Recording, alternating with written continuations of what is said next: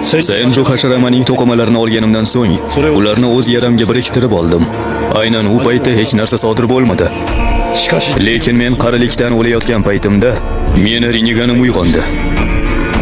Va o'sha paytning o'zida muhrning buzilishiga olib keldi. Va shuni tushundimki, o'ndumlikni qobig'ini chaqira olaman. O'ndumlik?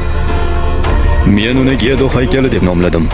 Bundan tashqari oy deb nomlanuvchi narsa bu xarobadir. Men haykaldan hasharama to'qimalarini ko'paytirish uchun foydalandim. Natijani o'zing ko'rding. O'ylaymanki, bu oq mavjudotlarni hasharamaning klonlari deb nomlasa bo'ladi. Garchi ular juda yomon nusxa bo'lishsa-da. Rinnegan odam Uchiha va Senju kuchlariga ega bo'lgandagina uyg'onadi. Qo'shimchasiga, haykalni bunday oson boshqara olmaysan. Seni tanangning o'ng tomoni Senju to'qimalaridan tashkil topgan. Rinneganni uyg'ota olmasang-da, sen Gedo haykalidan foydalana olasan.